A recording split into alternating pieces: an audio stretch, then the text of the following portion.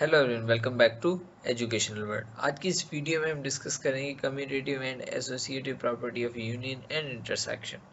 Previous video में हमने Venn diagrams को कंप्लीट कर लिया था, वो आपको समझ भी आया होगा। इसमें हम यूनियन और इंटरसेक्शन की कुछ प्रॉपर्टीज़ पढ़ने जा रहे हैं, जिसमें से पहली दो हमारे पास कम्यूटेटिव और एसोसिएटिव है। कम्यूटेटिव दो सेट्स के बीच में और एसोसिएटिव तीन सेट्स के बीच में है, ओवर इंटरसेक्शन एंड यूनियन दोनों। तो बिना देरी की वीडियो करते हैं स्टार्ट। इसी के साथ हम इनके वेन डायग्राम्स भी ड्रॉ करना सीखेंगे एंड ड्रॉ भी करेंगे इसमें। So let's get started. पहले बात करूं मैं अगर कम्यूटेटिव प्रॉपर्टी ऑफ यूनियन की, तो कम्यूटेटिव प्रॉपर्टी ऑफ यूनियन क्या कहती है? According to the commutative property of union, A union B equals to B union A. अगर मैं दूसरे लफ्ज़ों में कहूँ तो जब यूनियन का हम ऑपरेशन परफॉर्म कर रहे हैं तो हम सेट्स जो है उनके अरेंजमेंट को चेंज करें तो हमारे फाइनल आंसर पे इफेक्ट नहीं पड़ेगा, जैसा कि यहाँ पे लिखा हुआ है। In other words, changing the order of the sets in union of two set, there is no impact on the answer. इसे एक एग्जांपल लेके प्रूफ भी हम करेंगे। हमारे पास एग्जांपल है, लेट ए इक्वल्स टू 1 2 3 और B equal to 5 6 7 8। Prove that A union B equals to B union A. अब इस तरह के प्रूफ के क्वेश्चन करने के तरीके जो हैं वो कुछ इस तरीके से है कि हमारे पास सॉल्यूशन की जगह पे प्रूफ की हेडिंग होती है, और उसी के साथ हमें पहले एक साइड को पिक करना पड़ता है, लेफ्ट हैंड साइड या राइट हैंड साइड। तो यहाँ पे मैं स्टार्ट करूँगा लेफ्ट हैंड साइड से। मैं पहले लेफ्ट हैंड साइड को सॉल्व करूँगा।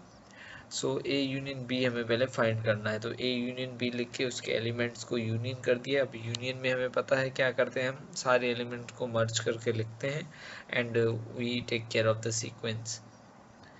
तो इसका जो ए यूनियन बी आएगा वो आ जाएगा हमारे पास 1 2 3 4 5, सॉरी 4 तो है ही नहीं, 1 2 3 and 5 6 7 8।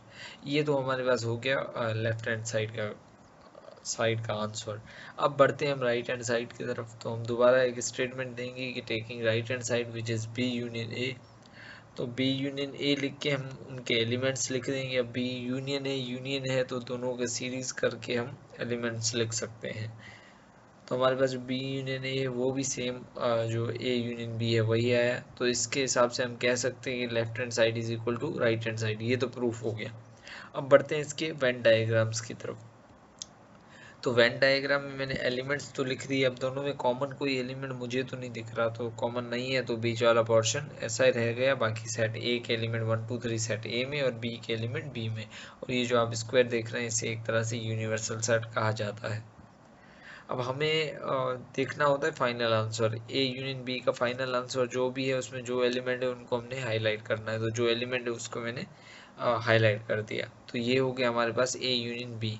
On the other hand अगर बी यूनियन ए हम देखें तो बस एलिमेंट की अरेंजमेंट चेंज होगी एंड देन जो फाइनल आंसर है हमारे पास उसमें जो भी एलिमेंट है उनको हम हाईलाइट कर देंगे। तो यहाँ पे भी ये सेम हाईलाइट हो गया। तो ये हो गए इनके वेन डायग्राम्स।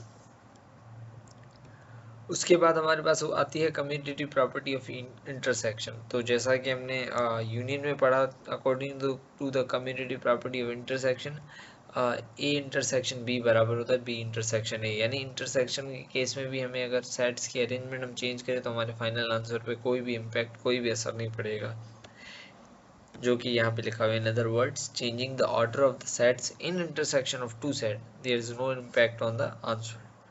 अब इसको भी हम प्रीवियस की तरह एक एग्जांपल लेके समझते हैं।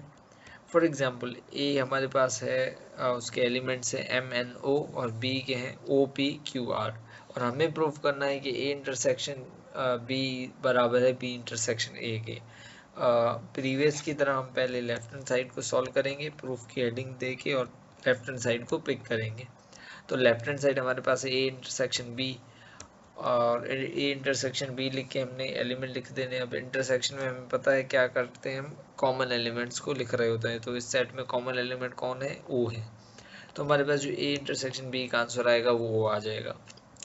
Then we will move toward right hand side. तो राइट हैंड साइड में हमारे पास क्या है, बी इंटरसेक्शन ए। अब इंटरसेक्शन में पहला बी का सेट आ जाएगा, बाद में ए का सेट आ जाएगा। अब दोनों में कॉमन ओ है, तो यहाँ पे ये प्रॉपर्टी तो प्रूफ हो गई। अब बढ़ते हैं इसके वेन डायग्राम की तरफ। वेन डायग्राम में मैंने पहले ए इंटरसेक्शन बी का सेट बनाया है, ओ दोनों में कॉमन था तो ओ को मैंने मिडल में रख दिया। अब आंसर जो पहले हमें अगर ए इंटरसेक्शन बी की बात करूं तो पहला लेफ्ट हैंड साइड में जो है वो ए इंटरसेक्शन बी का वेन डायग्राम है। अब इंटरसेक्शन के केस में हम कॉमन एलिमेंट को हाईलाइट करते हैं, तो यहाँ पे दोनों में कॉमन ओ था तो ओ को हमने हाईलाइट कर दिया। On the right hand side हमारे पास जो वेन डायग्राम है वो है बी इंटरसेक्शन ए का, उसमें हम कॉमन एलिमेंट देखेंगे वो भी ओ है तो ओ को हमने हाईलाइट कर दिया। तो ये हो गया इसका वेन डायग्राम। अब हमारे पास जो सेकंड प्रॉपर्टी है वो है एसोसिएटिव प्रॉपर्टी ऑफ यूनियन। अब ये 3 सेट्स की होती है।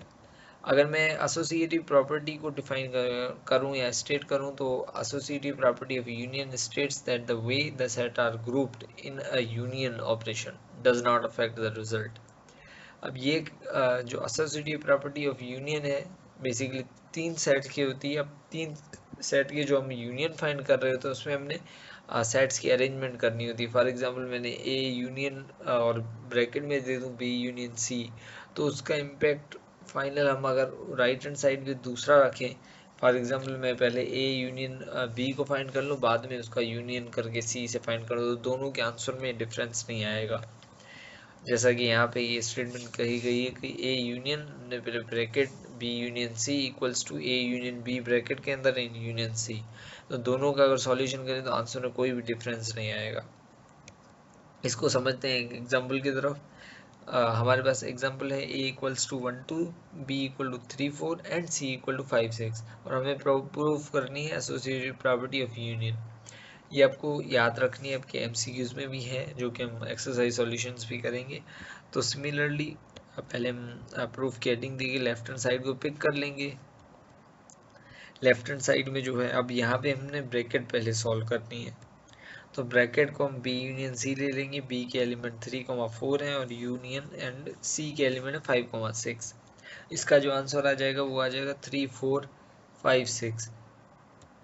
अब हम लेते हैं A union B union C, A के एलिमेंट लिख के उसका यूनियन बी यूनियन सी का जो आंसर आया है उससे, तो इसके जो टोटल आंसर हो जाएगा वो हो जाएगा 1 2 3 4 5 6।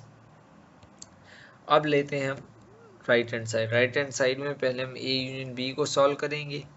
ए यूनियन बी का आंसर आ जाएगा 1 2 3 4, और फिर इसका जो आंसर आएगा उसे हम कर देंगे यूनियन सी के साथ, तो इनके जो आंसर आ जाएंगे वो ये आ जाएंगे। यानी लेफ्ट हैंड साइड और राइट हैंड साइड तो प्रूफ हो गई हमारे पास।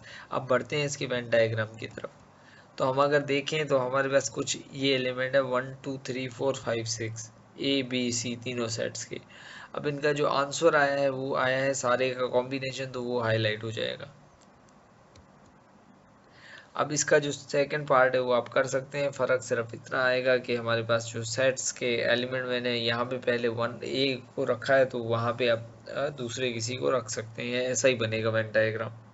उसके बाद हमारे पास आती है एसोसिएटिव प्रॉपर्टी ऑफ इंटरसेक्शन। जैसा यूनियन में था हमारे पास कि सेट्स को हम ग्रुप करें किसी खास ऑर्डर में, दो ऑर्डर में कर लेते हैं, तो उसका जो फाइनल आंसर है उस पर कोई भी इम्पैक्ट नहीं पड़ेगा।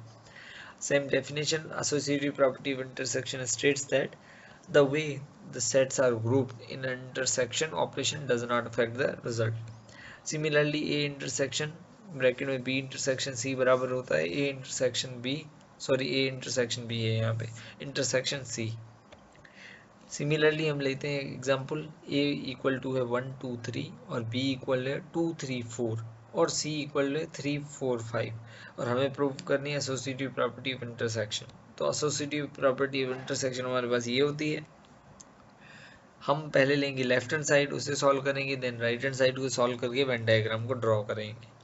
तो लेफ्ट हैंड साइड में हमारे पास A intersection B intersection C, तो पहले हम सॉल्व करेंगे B इंटरसेक्शन C को। बी इंटरसेक्शन सी में पहले बी के एलिमेंट इंटरसेक्शन देके सी के एलिमेंट, एंड देन दोनों में जो भी कॉमन है वो हमारा आंसर होगा। अब दोनों में अगर हम देखें तो 3 कॉमन है एंड 4 भी कॉमन है, तो ये हमारा बी इंटरसेक्शन सी का आंसर आ जाएगा। एंड देन इसका जो आंसर आएगा उसे हम इंटरसेक्ट कर देंगे ए के साथ, तो हमें A intersection B intersection C मिल जाएगा। तो यहाँ पे अगर हम देखें तो हमारे पास 3 कॉमन है, तो 3 लिख दिया हमने। अब हम लेते हैं राइट हैंड साइड को सॉल्व कर देते हैं।